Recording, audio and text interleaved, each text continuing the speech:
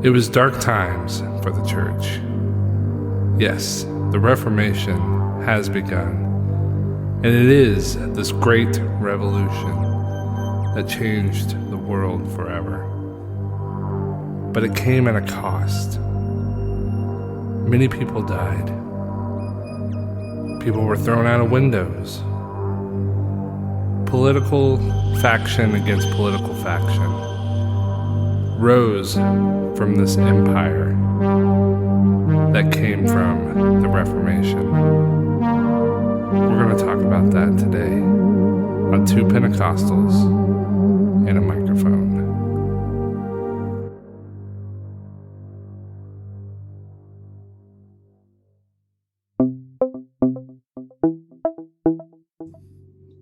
So a lot of great things came out of the Reformation.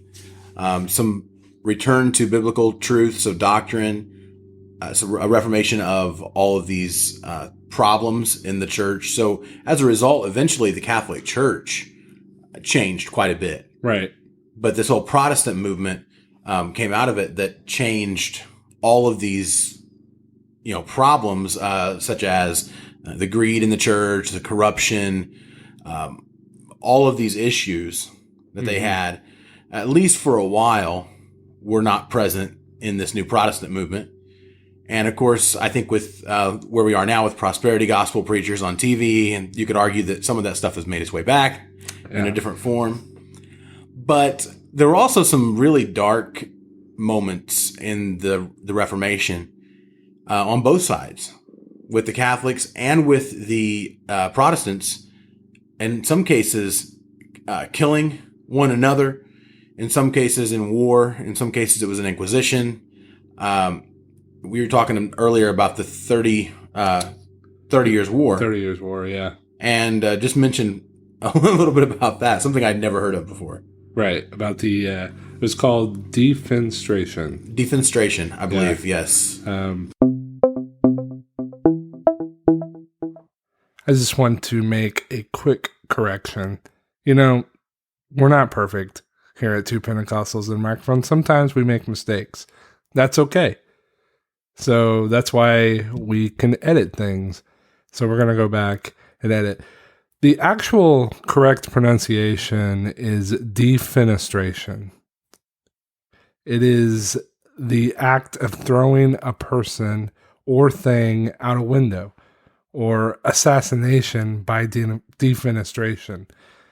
It's a dismissal or an expulsion as from a political party or an office. I didn't know that had a name until you were telling me this, but that's interesting. Yeah. So they threw them out windows. Why? Well, obviously it was more of a political charge and a religious thing. It was Protestants at that time. Actually, the first incident happened 200 years before the 30 Years' War. Before the 30 Years' War. It's like 19. 14, yeah, right. Yeah. So even 100 years before the actual Reformation really began. And this was kind of political, but it was Protestants against Catholics. Right. It was actually the Hussites. Okay. Jan Hus, his group, coalition in northern Germany, or the Dutch and or the Swedes or whatever, I think. There was this huge boiling point that happened in I think it was Augsburg, Germany, or Austria. I mean. Oh yeah, I can't remember the name of the town now. Okay. But yeah. Yeah. But it was in Austria. It was in Austria. Yeah. So there was a revolt, and then there were some radical Hussites, or what would we call the beginnings of the Protestant movement, that threw 7 council members that were Catholic outside a 3rd-story window. Wow. Yeah. And killed all 7 of them. There's some hard feelings there, I'm sure. Yeah. It's funny, we joked about it, but it's just like, how do you throw 7 people out a window, Were they thrown simultaneously out the window or just Right. one at a time? They're waiting in line. Yeah, I think I would try to run or something. Get away. Yeah, or fight, I don't know, something. If there's 7 of you, unless there were more, maybe, of the Hussites, I'm not sure, but... Right. And so this actually influenced John Wycliffe. Okay. And kind of saw the corruption of the Catholic Church, saw the corruption of even the Hussites. Right. They were radicals. We got to remember that too. Right. Especially, in today's terms, we talk a lot about Muslims. Right. And we kind of lump into one group, but it's really just the radical group that's causing the terrorism. Right. And, it's not the entire, Islam people that are committing these crimes. I always said if you really believe every Muslim is a terrorist, we would all be dead already. Right. Because there's a billion terrorists in the world. It's just not the case. Right. And it wasn't the case there. But the Hussites were radical pretty much. That group was pretty radical. Yeah. And so they took a strong stance against the Holy Roman Empire, and they were going to, it's kind of like the religious zealots in Jesus' time. Right. And they were going to, by any means destroy the Catholic Church and the Roman Empire. And you get into this question, even if you are right on your doctrine and you're right in the ways that you oppose the Catholic Church, you're definitely not being Christ-like in throwing people out windows. No, absolutely not. And I think it's so easy. I mean, honestly, it's kind of funny now because it's like, it's so ridiculous. Right. But it's easy for us to get off track in the same way. Mm-hmm. Because if we feel like we're right on something, we hold that ground so tight and we're so proud of it sometimes that we can forget that in our religious zeal, that it's easy to step over that line and not be Christ-like anymore. Right. And metaphorically, we are oftentimes throwing people out windows. Exactly. Right. Yeah, we wouldn't hesitate in some cases. Right. And maybe not literally, but like you said, metaphorically. And it's doing, in some ways, some of the same type of damage, because if we do those things, we undermine the mission of the cross. Mm-hmm. Absolutely. So that was 1419. That was the first incident. There was a second incident, which a result of that incident was the 30 Years' War. And this also happened in Austria. And it was 2 priests that got thrown out a window. Oh, wow. But they actually survived. And it's funny reading the Catholic Encyclopedia on it. They claim that, Virgin Mary caught them. Yeah. Okay. Or maybe a couple saints or something, or angels. Right. caught these men. But the Protestants come back with... Yeah, why they really survived is because they landed on a pile of dung. Okay, so which one's really true? I'm leaning probably more toward the dung heap. Yeah. But then again, that might be a little jab from the Protestants, right. It wasn't really Mother Mary, it was a pile of dung. Right. But either way, why can't we just get along, children? Really? I mean, let's just stop throwing people out windows, right? So this was 200 years after the first incident, mm-hmm. But it was the same kind of issues, and it ended up sparking this 30 Years' War. Yeah, but that's later on. That's after Luther. That's this is between 1618 and 1648. Okay, so this is a big important historical incident regarding the Reformation, but definitely after the time of Luther. Yes. So during. And there was a lot of this. There was a lot of this infighting among different groups of Protestants and Catholics, and there was political issues, and there were religious issues, right? And there were wars and inquisitions and all this terrible stuff that happened during the time of Martin Luther. One of those things would have been the German Peasants' Revolt or the German Peasant War, mm-hmm. And this is an instance where, partly because of how they read Luther's writings and because of how they read specifically his doctrine of the priesthood of every believer. Right. So he believed that, unlike the Catholic Church, where the priesthood was this exclusive and separate thing, not that he didn't believe in, different levels of ministry or whatever. Yeah. But he didn't believe it's something exclusive. He believed in the priesthood of every believer, in that we all had a role in ministry. We all should have access to the Bible, some things like that. Mm-hmm. And a lot of German peasants, this is during, basically serfdom. It was beginning of the end of kind of this system where there were serfs or peasants who were in this very strict social hierarchy, right, that was being questioned by a lot of people at the time. They read this doctrine to mean that they should be able to choose what church they went to, for one thing, which at the time peasants couldn't choose. Right, it was whoever was in the landowner who they worked for or whatever would choose where the peasants what religion they were. Not just what church they went to, but what religion. I mean, it's like, are they going to be Catholic? Are they going to be Protestant? That wasn't a question they could answer for themselves. Yeah. And they felt like it should be. So that was a part of this peasants' revolt. It wasn't the whole thing. Mm-hmm. But you're talking about, the priesthood of believers. Right. And, how you can kind of take that a different route too, that we are all saints in a sense. And I know a Catholic that, in Indiana, I'm not sure, it might be nationwide, but there's it's kind of like a retreat, if you will, especially locally around where we live at. It's called Emmaus. Oh, right. Yeah. The Emmaus Walk. The Emmaus Walk. Yeah. And there's also the youth version. It's called Chrysalis.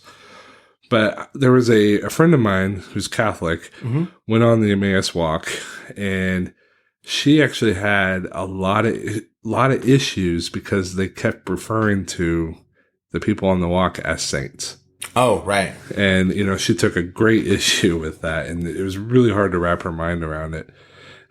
So even today, it's troubling to them, to Catholics, that, we are, like you said, we are priests in a sense, or saints in a sense. Which, I mean, it's unfortunate to me. I think I talked to a friend of mine who's Catholic as well, and we've had several discussions on, differences in belief and things. And he grew up apostolic, and I actually think we're going to have him on the podcast at some point. But it was interesting to me to find out that not only do most Catholics not believe a lot of biblical doctrine, they don't even know that it's not biblical. Right. I mean, and I don't want to offend any Catholic listeners or friends of ours. We have friends who are Catholic. Yeah. But there are a lot of things that a lot of people, he referred to as cradle Catholics, people that have been raised in it. Right. And you could say the same thing for apostolics, just throwing that out there. A lot of people that grow up in something don't know anything about it. Yeah. They just know that's what they are. Mm-hmm. And for a lot of Catholics, I think it's that way. And on the other hand, he had to go through all this training as an adult. So it's fresh in his mind. He's analyzing it not as a child would, but as an adult. So he processes it differently, probably remembers a lot of it more. And he knows a lot more about Catholicism than most Catholics have been in it for years and years. Yeah. Well, to take a non-religious viewpoint on it too, think about citizenship of the United States. Oh, yeah. And, most natural-born Americans probably would not pass that test. The funny thing about it, I like a lot of the conservative, super patriotic people that I know wouldn't be able to pass the citizenship test. Yeah. But I have a friend who's a Mexican immigrant who just passed it. Right. And probably knows more about our country than these, super patriots. Yeah. So then you got to ask yourself a couple questions, like, who's the real patriot? Right. And that gets uncomfortable really quick. And it does with the Catholic, issue too. But, I mean, the doctrine, this idea of saints, being everybody in the body being a saint, or everybody, the priesthood of all believers, whatever, these are more biblical in a strict sense than any of the Catholic teachings on it. Right. But it's the Catholic teachings are the teachings of the church and the Pope. So they would take precedence for most people in the Catholic movement. Right. So Martin Luther writes because the peasants attribute at least some of this uprising to him and his doctrine, and he's really offended by that. Yeah. He writes something called "Against the Murderous, Thieving Hordes of Peasants," which is just awesome. Yeah. But great title. Yeah, he's such a peacemaker in this, No, but I think you mentioned earlier he's probably one of those pastors that always had a great sermon title. Yeah. The sermons might be great. He probably spent, a good hour coming up with the title. Oh, yeah. And maybe 20 minutes on the body of the sermon. Yeah, as long as you got a great title. Right. You can always... it's got a general conference title. Yeah. So who cares about the rest of it? Right. Just repeat the title a lot. Yeah. And yell a lot, and people love it. It's okay. Yeah. So actually, Martin Luther really didn't call it this. He actually called it by a less offensive name, I believe. But I think it was against the rioting peasants, which is a little less offensive. But the printers who were printing this pamphlet, they decided to change it to "Against the Murderous, Thieving Hordes of Peasants" because it has a better ring to it and it sells more copies. Exactly. It's more dramatic. And, right. And you got to sell pamphlets if you're a printing operation in the 1500s. So yeah. He also, I think this is kind of, it's funny and it's kind of terrible in a way because I think Pope Leo X was not a good guy. I think most people can agree on that. Most Catholics probably would, even agree on that. Yeah. Based on evidence. But when he wrote a papal bull against Martin Luther wrote something, actually he burned that at the gate of Wittenberg in public. And then he wrote his own response to it, which was called against the execrable bull of the Antichrist.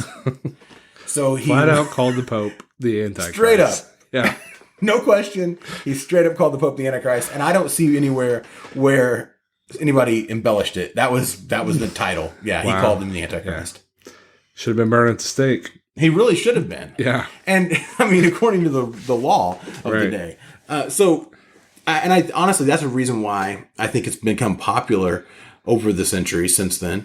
So you refer to the Pope as the Antichrist. Yeah. Because you'll hear that. You'll hear it from prophecy people. You'll hear it from, and a lot of that, I get where people were talking about, things in biblical prophecy that seem to allude to the Roman Catholic Church or whatever. Right. But I think a lot of it comes from this statement of Martin Luther, and they mirror it, and so it's an easy target. We can call the Pope the Antichrist. Yeah, and people don't blink in some circles.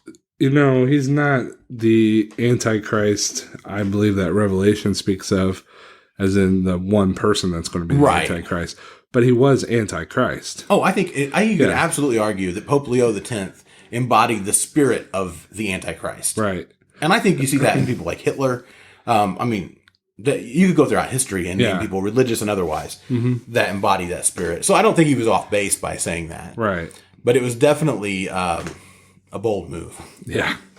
So there's that. And the result of, and it wasn't Martin Luther's fault necessarily, but he did come in really strong against the peasants and basically told them they needed to know their place. Yeah. Which, it's funny, you mentioned, basically he's responsible for the start of Protestantism, right? Yeah. This is a massive protest. Right, yeah. Protest is in the word Protestant. Right. Yeah. Yet he's against this protest of the peasants. Right. So the result of all of this, and there's a lot more to it, a lot more political and things going on, but as a result of this uprising, 100,000 of the 300,000 peasants die. One third of them. And the rest are beaten or fined or jailed or whatever. Mm-hmm. And it's a really sad time in his lifetime, I think, when you look at somebody who is a group of people who are poor, who needed the Protestant movement. They needed his doctrine. They needed the hope, I think, that it brought. Yeah. And he totally missed that point. Yeah. So, nobody's perfect. Right. Right. And Martin Luther did a lot of good, but there were also some things that he did that were decisions he made that were not so great. Right. And I think you could argue that 100,000 peasants dying and him basically approving of it. Not behind it, not killing them, but standing in approval. Right. It's a sad moment. Yeah. Especially, like you said, a very religious leader of the time and taking a stance. It's kind of, it's a lot like, we get upset when Joel Osteen doesn't let people in his church during a hurricane, Right. And that was based on, like, did he really do it? Did he not? I don't know. Yeah. But, boy. And that brings up a lot of questions. Like, the people needed him. Yeah. What he could offer, him and his church could offer. Very few people in Houston could offer anything like that. Right. But did it really happen? Yeah. We live in this age of instant information about everything. Mm-hmm. So on Twitter, if somebody says it on Twitter, then it happened, basically. Whether it did or not. Everybody assumes it did. And the thing that was disturbing to me, too, first of all, if he didn't let people in and he could have, and then he did it later, changed his position later just to save face, then that's terrible. I mean, let's get it out there. I don't know if that's what happened or not, but there's so many different narratives on it. But the way a lot of Christians attacked him without any evidence, that was kind of disturbing to me. Yeah. Again, it goes back to our last episode, the last sola. Right. Or the fifth sola. Right. To God the glory. Right. How is that giving God any glory? It's not. Yeah. We can't. It's funny. We're so far, 500 years removed from the Reformation, and we can't stop fighting. Right. Not just Protestants and Catholics, right. but I mean each other. I mean, in the same movement even. Well, I mean, it obviously got to a point where we even had to separate from Lutheranism. Right. And, we went into the Anabaptist movement, and then, that led to, Presbyterian, that led to, Methodist, that led to, Wesleyan. Holiness movements. Yeah. Now today we got all these different denominations. And it's funny, like, now we have even non-denominational. So there's churches that don't even want to be a part of what everyone else is doing. And then we also have interdenominational that just said, everybody's welcome. Whatever you are, it's cool. Yeah. I totally get the non-denominational thing because I have two reasons for that. I've seen way too much infighting in the church. And when I say that, I mean in our microcosm of the church, where I mean apostolic movement. Yeah. I've seen way too much fighting. Growing up with friends who were, some who were really strict, some who were really more liberal, friends in especially UPC and ALJC, to a couple different organizations. There was no WPF back then, but some of my friends who were friends then are now in WPF. Some were independent, whatever. But there was so much fighting between them. And there still is, to some degree, fighting between them. And it's frustrating. I get that. I don't want anything to do with all that mess. Right. And it's part of the reason I hesitate to identify right off the bat as you being part of the UPC, because for a lot of people, it just comes with baggage, like, well, that's not what I'm part of. And then you get into this, they may not say something to your face, but I don't have any animosity towards anybody. Right. So I try not to lead with that just because I don't want to have a fight. Secondly, I don't think denominations are of God. Yeah. God never intended for there to be denominations in the church. That. I mean, Paul refers to it as a body, and then some are the head, and some are the toes, right? And but we each need to be a part of the body, or it doesn't function correctly. Yeah, and it's like the body is like punching itself in the head, right? And that doesn't help anything. No. It's not helpful at all. No. So I get the frustration. Why can't we all just be Christian? Exactly. Yeah. Which is what we're called to be, and that's what we should be. Right. And I would go so far as to say that denominations, this whole construct, is originated with that same spirit of the Antichrist that we're talking about being present with Pope Leo X, and with Adolf Hitler, for that matter. I think it's that same spirit that caused all the rifts in the church, starting, probably before the Council of Nicaea even. But this whole church history is in some ways more full of the spirit of Antichrist than it is the spirit of Christ. Yeah, true. Absolutely. That's as much a critique of me as I'm part of the church. So, Right. I mean, it's me too. I mean, it's all of us. We got to think about these things though. Yeah. And so, I mean, that's going to lead to our next episode. Definitely. The continuation of the Reformation. Right. In modern day Christianity, and what can we do moving forward? So right, because it's true. I feel like it's, if you can't continue to improve, if you can't continue to always, I think it's a matter of looking at your instruments. If you're flying, I don't fly an airplane, but I have friends who are pilots, a couple of them, and if you don't trust your instruments, then you're going to get off course. What if you're in a storm where you can't see and you don't trust your instruments? Well, you're going to die. Right. So I think of this as us, flying a plane in a way, and we're not even looking at the instrument panel. We're just sure that we're on the right course. Yeah. And there's a lot of problems that can come up like that. So right. You have to have course correction. You have to be conscious of that. One thing I do want to, I think we should mention probably in this episode is the English Reformation. Yes. So pretty much the church in England started out as Catholic. Right. They were pretty much gung-ho. Then the Protestant movement happened, and they kind of aligned themselves with that. Right. Lutheranism especially. Mm-hmm. And I think it was Queen Elizabeth. Well, definitely King James. Right. King James was very much part of the Protestant movement. Mm-hmm. And I think it was Queen Elizabeth I that kind of reiterated it more. But it wasn't until King Henry VIII decided that he needed to divorce his wife. Yeah, that's where it really started, I think, was King Henry VIII. So King Henry VIII wanted an annulment, technically. But the problem was the Pope was the only one. I think it's Pope Clement. Let me check my notes. Pope Clement the Seventh wouldn't give this annulment. Right. And the reason, if I remember my history correctly, was that he, at the moment, there was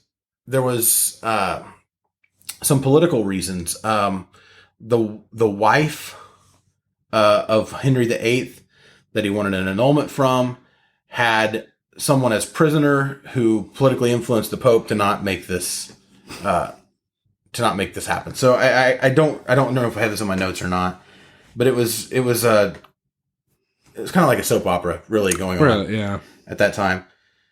So what happened was, it was not theological at all. Mm-hmm. It was political. Yeah. So at any rate, what happened was he broke with the church, basically broke with the Roman Catholic Church, and created this Church of England, which... Right, so that he could be Pope. And pretty much, be able to annul his marriage, like you said. Right, he gave himself an annulment, and he gave himself the title of... this is a great title. Yeah. Supreme Head on Earth of the Church of England. Wow. So gotta throw in that on Earth. Right. Yeah. He's not God, but he's pretty close in his own mind. He's second to God. Well, obviously. Yeah. And he's the king. Right. So, I mean, the power really that's in his throne is increased exponentially, really, because as the king has so much power. Right. But when you're the king, and at least in your country, you're the Pope, you can't get more powerful than that. Right. So we have pretty much most of Southern Europe, Italy, parts of Southern Germany, and definitely Spain were all part of the Roman Empire. Right. And then Northern Germany, Central Europe, Northeastern Europe, and France were pretty much in line with the Protestant movement, and specifically Lutheranism. Right. And then different sects broke off from that, but primarily it was Lutheranism. And then now we have England. The Anglican Church. The Anglican Church, yes. Or the Church of England, that is a whole new set of beliefs and, right. A different sect of Protestantism. And like you said, it's basically it's a political move. Mm-hmm. But they did start to branch theologically away from the Roman Catholic Church as well. Right. And align themselves more with Protestantism. And then as a result, you end up with the King James Bible. Mm-hmm. You end up with Puritanism. So the Puritans were basically an outgrowth of the Church of England, right? Right. Well, they were more concerned with, like it's being, they wanted to worship God in a certain way, and the Church of England was not allowing it. Okay. And so, they decided to come to the New World, and so they can be removed from it. If they weren't able to worship in England the way they felt they should, we'll just move somewhere else and start something new. Right. And so they were against a lot of what the king had pretty much forced on them to believe. Right. And they were pretty strict. Yeah. In every way, pretty much. Right. I equate them to probably modern day Amish. Right. And they were so similar to the kind of aligned in a lot of ways with the Anabaptist movement at the time, which is where we get the Mennonite and the Amish movements of today. Okay. So they come to America, and out of it, well, in England and in America, right, we end up with people being burned at the stake.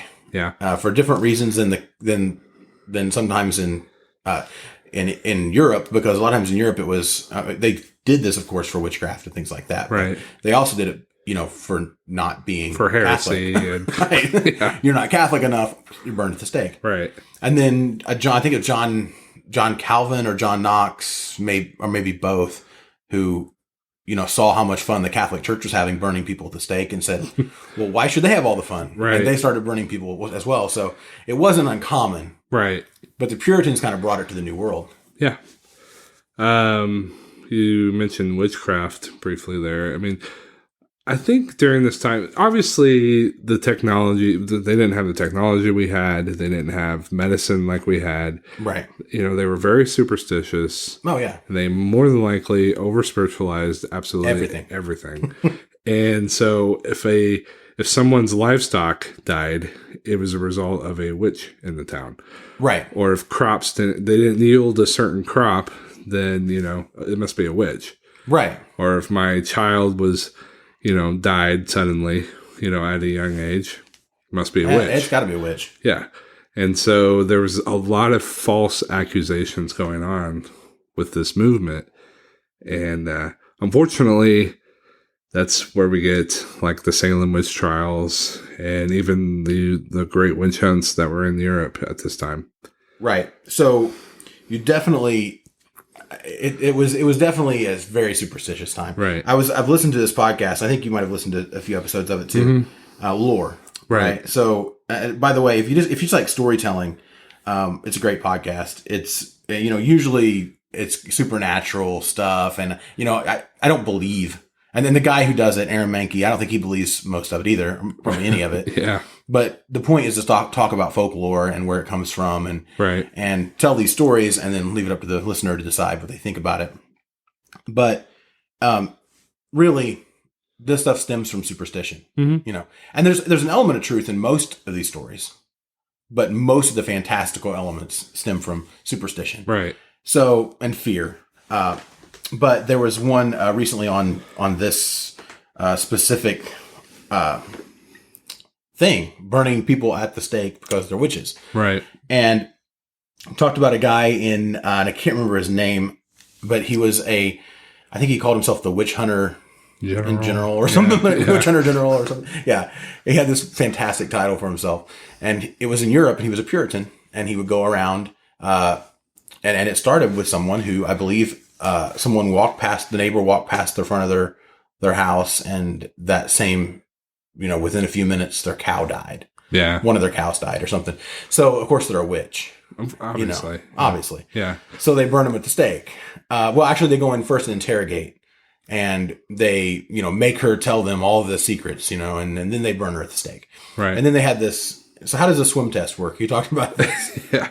They tie you to a rock or some kind of heavy object, and they throw you in a lake or a body of water. And if you float, you're a witch.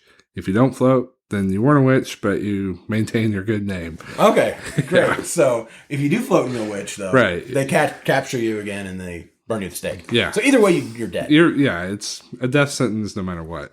So unfortunately, through religion, through the misuse of religion, people were probably, sociopathic or psychopathic people were able to find what they would consider a good reason to kill people. Right.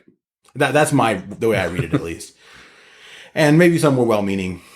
They were just superstitious, but some, I think, it's unfortunate, but people like that tend to find an outlet for it somehow or another. Yeah. I think you see that a lot with ISIS. It's always convenient. Yeah, they find a convenient way to do it. Yeah. The scary thing is and this is not in any way a swipe against military or police or anything like that, but I know people have to be extremely careful. That's why they have so many tests to become a police officer, like, mental, psychological evaluations, because people who are violent and want to kill people will look for an opportunity like being a police officer where they might be able to do it legally. When do I get my gun? Yeah, exactly. Yeah. Right. So they have to be very, very careful about that. Yeah. So, so it's a possibility, but a lot of dark, bad things happened around the Reformation. And I think that happens when a group tries really hard to be the most right they can be about something. It can get really easy to try to force everybody else to do it too. And that's a pitfall because, like I said about something else earlier, it undermines the mission of Jesus Christ. Right. And if you're a Christian and you've undermined the mission of Christ, who cares how right you are about anything else? Right. Absolutely. Jared and I want to apologize. And again, thank you so much for sticking around. We do want to apologize for being late on this episode. For our diehard listeners who were eagerly anticipating last week for an episode and nothing was there, we do apologize for that. We had some unforeseen circumstances that caused us to put the podcast on kind of the back burner. But we are going to try our best to release episodes in a more timely manner and to get great content out to you guys. And thank you again so much for listening, and thank you for subscribing and being a part of our community and everything that we do, we hold dear. Man, this has been a great series. I have loved discussing this and studying it and researching everything I can about the Reformation. It's really interesting. I believe that every Christian needs to go back and study the Reformation, study Martin Luther, study the events that happened prior and after. It just make you a more well-rounded Christian, and to see how far we've come from the Church of Acts to throughout the Middle Ages to the Pentecostal revival in the early 1900s. It's a wonderful history, and I encourage you all to go out and research that for yourself. Next week, we are going to be releasing 2 episodes. We got a really great treat for you guys. One, an interview with a local pastor, our pastor actually. And also, we're going to be releasing the last episode of the Reformation series on October 31st. I'm looking forward to that because that is actually the date, the anniversary, the 500-year anniversary of Martin Luther nailing the 99 Thesis on the church in Wittenberg, Germany. Looking forward to it. Thank you again for listening. If you'd like to join the conversation, you can find us on social media at 2 Pentecostals. That's on Instagram, Facebook, and Twitter. You can also check our website, 2pentecostals.com, for show notes, news, and links to Bryce and I's blogs. Also, it really helps us out if you can go to iTunes and subscribe, rate, hopefully 5 stars, and leave a review. It really helps us to get found in the rankings, and we truly appreciate it. See you next time on Two Pentecostals and a Microphone.